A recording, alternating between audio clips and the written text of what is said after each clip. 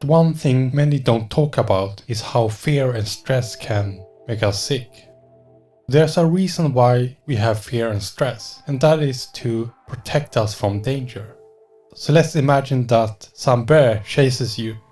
At this moment, your body activates the fight and flight response. This response makes you more capable of escaping from the bear. So your heart beats faster, your pupils dilate, your digestion slows down, your blood vessels contract, your muscles become tenser, your breathing becomes faster, and your blood pressure can increase. All these processes happen so that you can escape from the danger and get to safety. And then finally, when you're safe, the body will return to homeostasis. Your heart is pumping at a lower rate, your stress hormones lessen, and the body begins to relax. The problem with the body is that it can't separate a real situation from an imagined one. The body will go through the same stress response as the real deal. Your body can only handle stress for a short time. If you experience too much stress, your body will eventually break down, become sick. There's a difference between physical and psychological stress. Physical stress is when you're in real danger, such as a predator that's after you. And psychological stress comes from our thinking. The reason why our thoughts and emotions can create diseases is because there's no real solidity in the universe.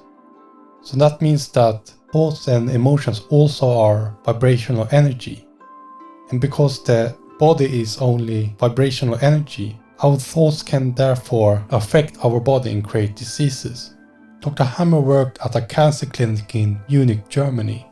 One day he found out that his son Dirk got killed by an Italian prince. And not long after that, he got testicular cancer. Hammer had never had any serious illnesses in his life. So he thought it was quite strange that he got cancer. He started to wonder if his cancer had anything to do with the trauma from his son's death. Hammer worked in a cancer clinic, so he had access to cancer patients. So he started to interview them and made CT scans of their brains. He asked them if they had experienced anything traumatic before their cancer diagnosis. Everyone told him that they had. Hammer interviewed thousands of patients and had a lot of data. He found out that every cancer patient with a similar diagnosis experienced the same emotional trauma. The most interesting thing was that on the brain scans, Hammer found concentric rings, and every patient with the same type of cancer had the same area activated in the brain. Hammer found out that every cancer is part of a biological program that starts after a conflict. This conflict shock is when you experience something extremely traumatic out of the blue. Stressful challenges can be things like death, breakups, unemployment, or monetary issues.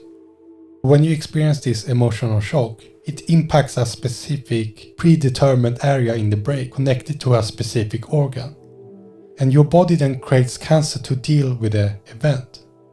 Every disease runs in two phases: the conflict active phase when you first experience the conflict, and the healing stage when you heal from the emotional trauma. The symptoms that you experience can either start in the conflict active phase or the healing stage. The problem is that many people repeat the same emotional cycle when they think about the event that happened a while ago, and therefore they repeat the disease active phase and the healing stage. If they want to break this cycle, they need to finally let go of the event. The same stressful event doesn't create the same type of cancer. Our past experience, social conditioning, values and beliefs can affect the interpretation of the situation. So that means that people can have the same experience but interpret everything from a different perspective. And that affects what kind of cancer you get.